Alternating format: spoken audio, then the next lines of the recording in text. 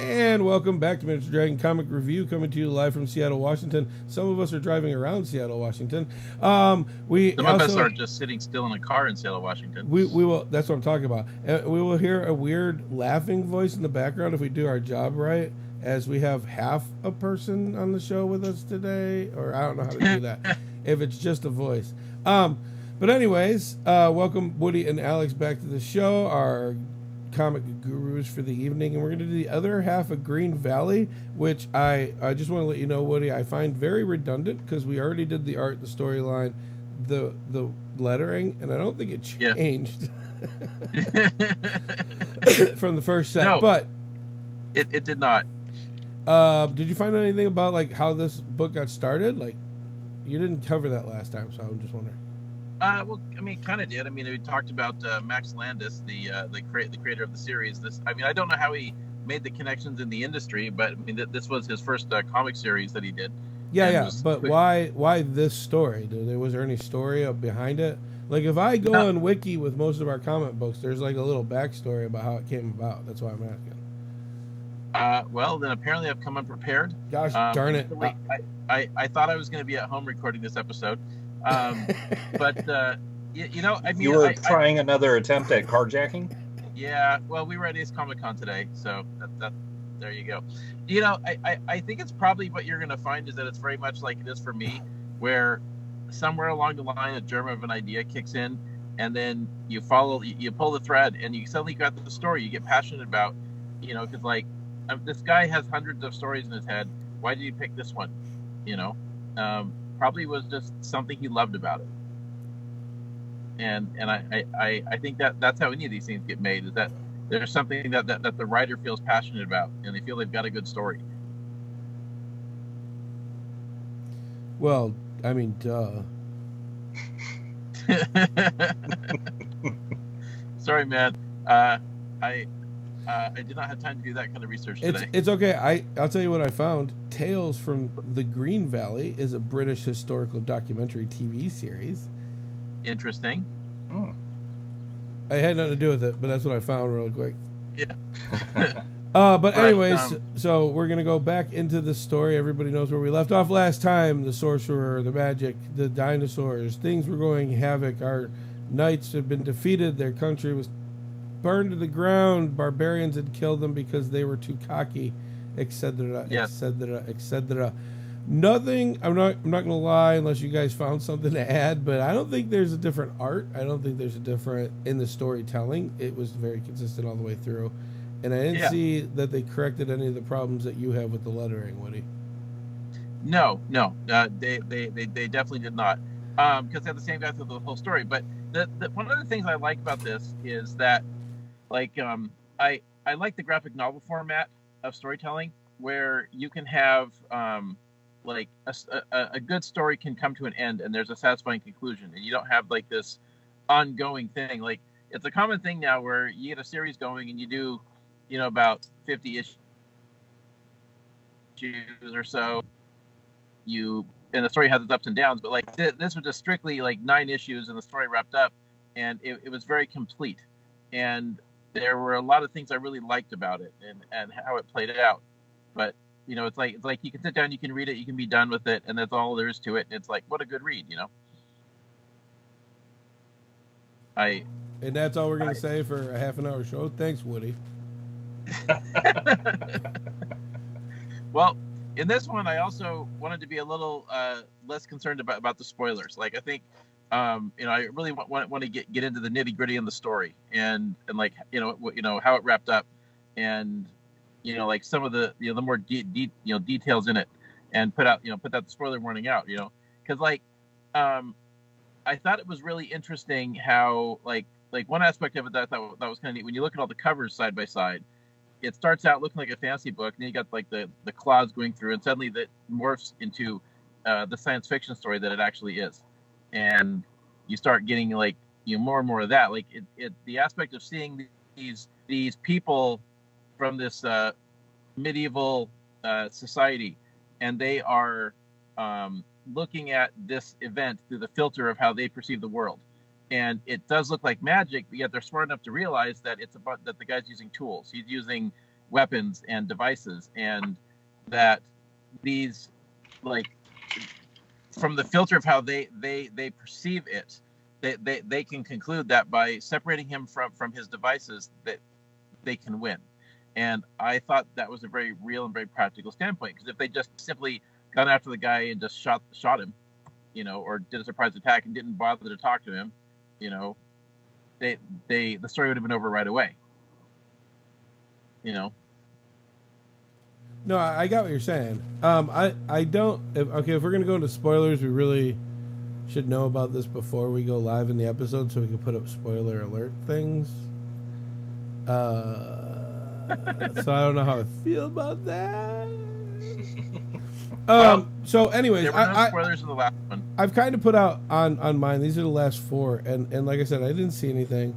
The story itself, the way it was written, didn't change. It just came to the conclusion that it was coming to, and the story did its thing. I didn't think the art didn't change at all, which, kudos to that. You're 9 books deep, and I can't see any difference from any different angle. It doesn't look like they skipped a beat, or it looked like the artist could do the replicate the exact same thing and add little details without changing anything, which big points on. That's not an easy thing for artists to do. So I've read many comic books where if you turn when they turn sideways, they look a little different, like the features don't match up. This didn't do that, and I thought that was, kudos to the artist, because that was great for me as a reader. And then the lettering is perfect in this entire book. There's absolutely nothing wrong with it whatsoever. I mean, you probably have a different opinion on that one, Woody, but yeah. Nobody. That was a good one. Screw you guys. I'm saving my jokes for other people from now on. But like, there wasn't anything crazy about it. It didn't, there wasn't anything like background stuff or lettering that caused you to lose track or lose pattern in the story. So, I don't know. What do you think, Alex? So, yeah, it is kind of one of those things of really within, this is part 2. So we did initially, episode 61, we were reviewing the first half of this series, the 5 issues.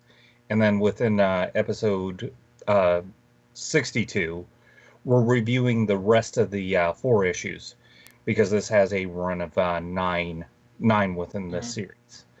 And it is kind of one of those things of, to really get into any kind of story or any kind of feel, it is kind of getting into that spoilers. And because of that, it does kind of make it, hard to like go, okay, this is what potentially was really interesting. So if you're seeing this episode before you see episode 61, you're going to get spoilers ahead. Yeah. Because it's like, I do agree with you, Doc. The person that does the illustrations did quite a good job. I mean, you definitely nailed it on the head of, like, the character designs were consistent. There's a feel that it's like, from some books that we've reviewed, where it's like, it's almost a different person if it's profile versus straight ahead or in different positions. Like, the character could just change radically. But in this book, like, art-wise, it had a consistent feel, once again, I would say it's like, it's a good book as art goes. Not like a style that really just amazed me, but at the same time, like, I can see the discipline, the level of both realism and creativity that the illustrator did. So definitely kudos on that for the person that worked on this. As story-wise, it's kind of a mixed thing. It's like, I like that, and this is going to go into a little bit of spoilers. So as jumping through the story, you get these knights that are dealing with the dragon. And like it was mentioned before, the dragon is actually a dinosaur. And the wizard is somebody that's using technology, opposed to like, okay, here's a fireball, here's the energy of a ley line, and can draw from one's soul or whatever. But the way that it's handled, the way that it's the story is really about the knights, about these characters and their interactions, and also within these last 4 books, it does get into where the wizard actually comes from and a little bit about his world. And I thought that was an interesting part of, just a little bit of like, okay, this is what happened. And when they were doing the wrap up, it felt like, okay, here's a reason to give you without a narrator saying like, okay, I'm holding your hand, we're going to walk across the street, and I'm going to tell you exactly what happened. But it gave a good reason of what was going on and kind of that aftermath. And go ahead. Well, no, you paused, so I thought I'd well, go ahead. There was some. Well, with this kind of like rebuttaling to some of what you guys are talking about. One of the aspects of the artwork, which is nice about a book like this, is that frequently you're making a book, you're on a schedule, right? Like you're on a monthly, and you have to get the book out in a certain pace, and it can be struggles sometimes for an artist to produce the book, an issue every month, and that's where some of the quality slips. And with something like this, I'm sure the artist had all the time that he needed to deliver everything perfect, because nothing in the book looked rushed. It all looked like they just a lot of care was taken to the characters and how they look and the presentation and the consistency. It might have taken a year to draw this whole thing. All right, I want to add that I don't like Max Landis because he helped write Blues Brothers 2000, which is a movie that should have never been made. Well, nobody's perfect. I love the movie Bright. I thought you did great on that one. I thought Bright was good. I did. I thought it could be better, but it was good. And it was the first time somebody did that. You know what I mean? Yeah. So, yeah. A lot of kudos to that. But no, I'm sorry. Nothing will ever forgive what they did with Blues Brothers 2000. Yeah, this movie should never happen. The original should have stayed where it was. There is something else I want to say about the comic book, though, that really did impress me, particularly on the second read. I didn't notice it as much, but one complaint I have, you get these superhero books, and sometimes it's like, okay, you got one scene of people doing things, another scene of people doing things, and they're all very disjointed. It just shows action, and there's no continuity and no real plan. It's just, let's just show all the cool things that are happening. And in this one, I really liked how when you had a fight, there was a consistency and a choreography to it, and how like the sequence in the previous one where they were fighting the dinosaurs and they had to go into the log and all the sequence of events, right, and how it all happened, and you have this point where two of the characters are fighting each other, in the finale of the story, and it's like you probably could have cut 2 issues out of the story completely if they didn't do that. This could have easily been cut down to 7 or 8 if they were just simply showing, okay, well, here's a few key scenes of the fight and we'll call it good. But okay. I like that attention to detail in the continuity of what's happening in the action, because it makes you feel more immersed in it. So the pacing of the action felt at least part of the storytelling, and to illustrate like what was going in with the sequences in comparison to what was that book where there was like a total of 5 words by the main character and the hillbillies. Is that the monk, that stupid zombies? Monk one that I'm so mad at Woody about?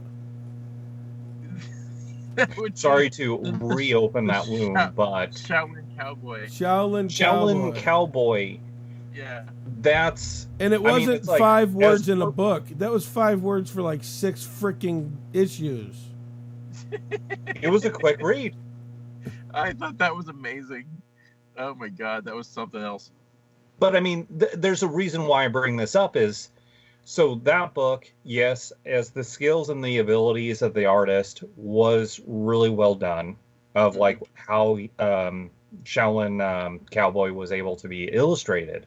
But at the same time, as a story goes, because it is a partial like visual storytelling as much as the written word. Yeah. There's certain levels of like that. Where do you edit? Where do you cut? Where do you put the pacing? How do you feel within part of that flow? And I felt at least with Green Valley, it didn't need any editing, whereas that book could have been one or two. Yeah. Comics. Well, the Shaolin Cowboy kind of read to me like it was an experiment book. Like the guy had an idea. Let's just see how this works if we could do this. And I thought about doing something like that myself, but like that took it way off the freaking cliff. Like, just wow, just yeah. Oh, Doc looks like he's still having flashbacks to that thing. I'm so angry at you guys still. Doc, you're gonna love this. It's 6 comics. 5 comics, whatever. We'll just read them. You'll be fine.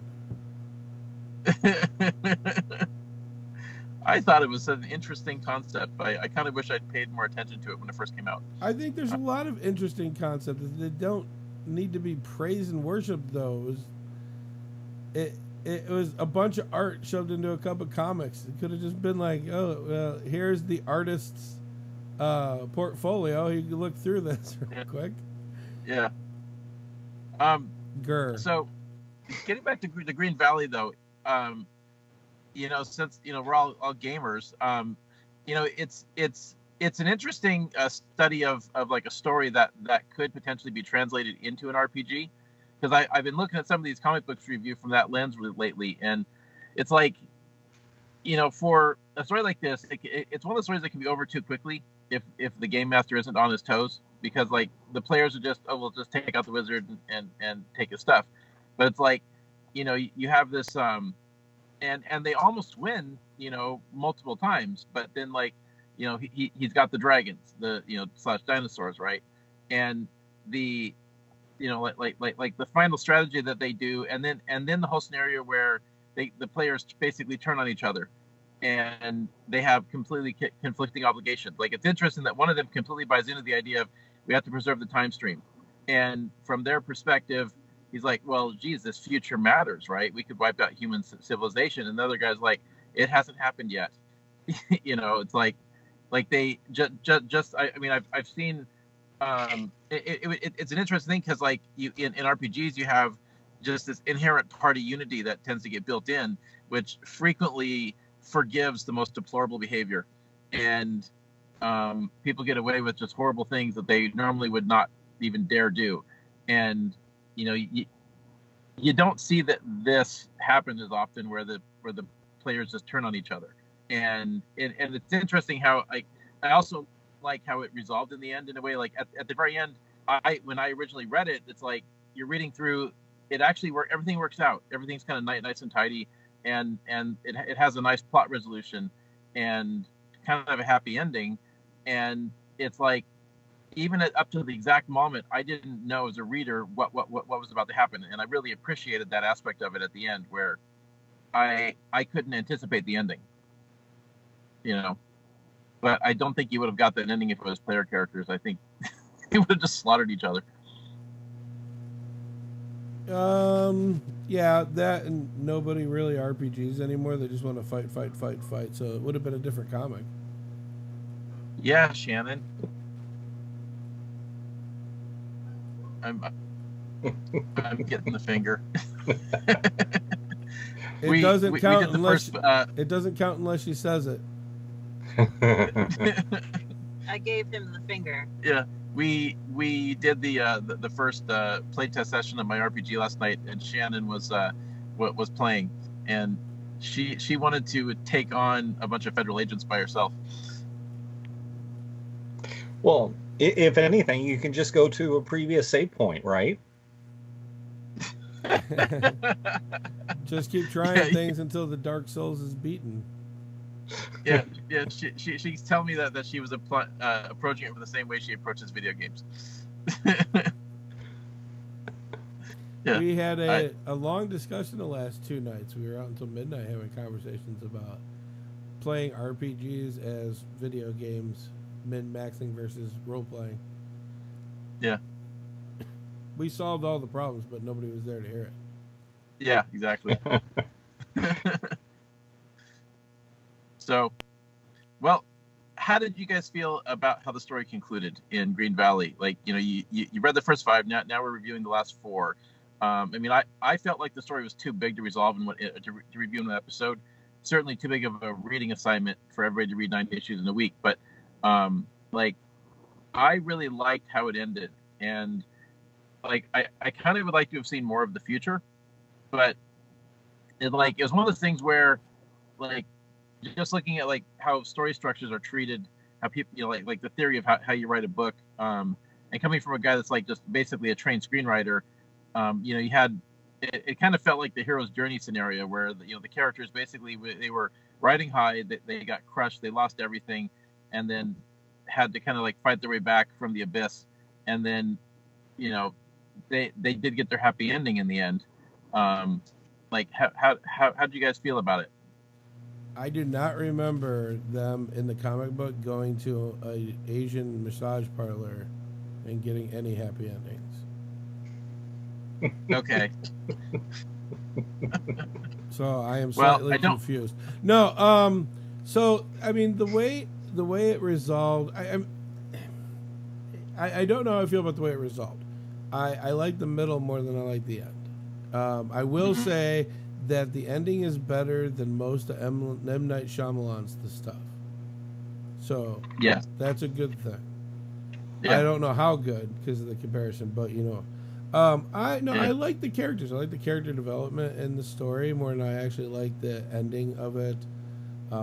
You find out how tight some of them are, how different things are, and it depends on what version of time travel you buy into. I'll say that. Mm-hmm. Yeah, this is definitely not the MCU version of time travel. You want to learn about time travel, you need to watch Red versus Blue. I actually showed Shannon a little bit of that. She was unimpressed. What did you start at episode 1? Yes. That's your problem. Oh, I love episode 1. Great. Shannon, the humor in it is brilliant. It takes intelligence to get. It's comic genius. At one point, he's like, "Caboose, I'm not sure if I should tell you this because I know that you have emotional problems and I think it'll destroy your precious little heart." And Caboose goes, "I'm an emotional time bomb." and Washington goes, "Fuck."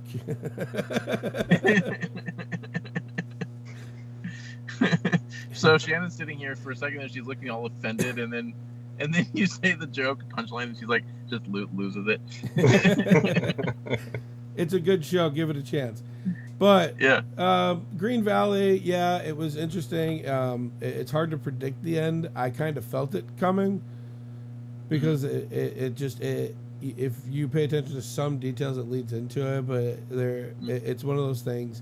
I really enjoyed it because there's more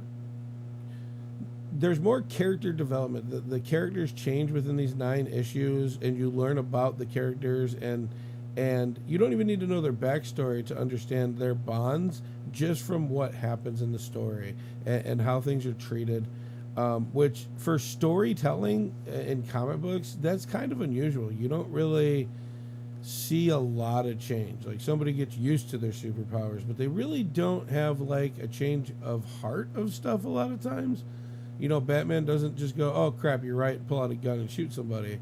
He I'm just saying, there'd be a lot less crime in Gotham City if Batman would just pull the trigger once in a while.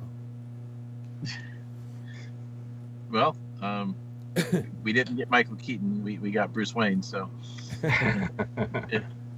No, it's one of those things, and the story itself is again not unique, but it is unique on the same story, so it does feel different than all the other ones.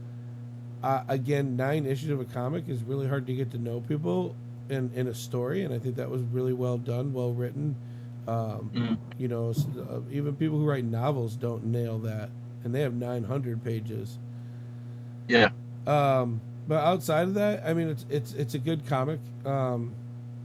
It really doesn't have a lot of movement to do anything else. If they wanted to do something else with it, I think this is like a 9 and done thing, right? Yeah. No, but it doesn't need to be more. I mean, sometimes it's not to the service of the story to keep it going.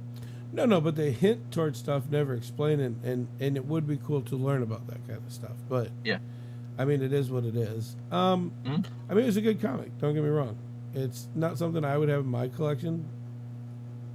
I like the short story of it, but I also only collected one set of short stories, and they were all from the Cthulhu mythos short stories. So I mean, that's the only one that I own. Well, I mean, Edgar Allan Poe, but that's poems, so it doesn't count. Yeah. Overall, good comic. I mean, give it a read if you can. But I will say I wouldn't go out of my way to find this one. It is a decent story, but it's not something I would jump out for. And again, the second half, there's nothing else I can add that we didn't do in the first. They did just as good all the way through. So I guess the thing I'm adding is the consistency of these books is a breath of fresh air. It's not changing. Things aren't different. You know what I mean? Like, you read certain comics and like 4 issues down, all of a sudden Superman's nose is being drawn different, or those kind of things. This one was really consistent all the way through, which I know is hard to do. And that's really all I have to finish this one off. What's your final thoughts, Alex? My final thoughts is this is not a bad series. Like, one of the things you mentioned was because it has a twist. It's definitely not Emla Shamala, or however you pronounce his name. And but at the same time, the story was engaging enough. Art-wise, still very enjoyable. Like I said before, didn't blow off my socks, but at the same time, I thought, I could see the skill, the discipline, the creativity that the crew had on this, creating this book. But, I would not say that it was like one of my favorite books, say like Saga or Rat Queens or some of the other things that we read, but, it still is head over heels, in comparison to, say, like some of the Marvel DC books and some of the other indie books that we've reviewed. It's still not bad, but, pick it up for yourself, check it out, and we would love to hear what you think. What was your thoughts? Well, like for me, it's one of those things that for me is a little slow to start, but once it got going, I was hooked. And it's like, as a writer and looking at the kind of attention to detail and quality that I look for, it hit every mark. And it's one of those things where you pick up 10 books and you might find one that you really want to keep reading. And this is one that I probably would have kept reading it if there had been more. And I really think it's worth people's attention. Sounds good to me. Find out their works at miniaturedragon.com and Woody's playtest game thing. That was a dumb way of saying it. The game playtest that Woody's got for Cyber Symbiosis and other things that are on there.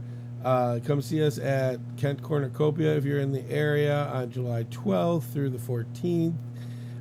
Check out Alex, who's doing animation on his YouTube channel, Cujin Art. If you don't know how to spell it, just find us on Facebook, and it's printed somewhere. And then all the stuff that I've got going on at docswands.com, just go ahead and check that out. Aside from that, I think everybody should just read more comics, and we should all keep it nerdy, and we should all live our dreams.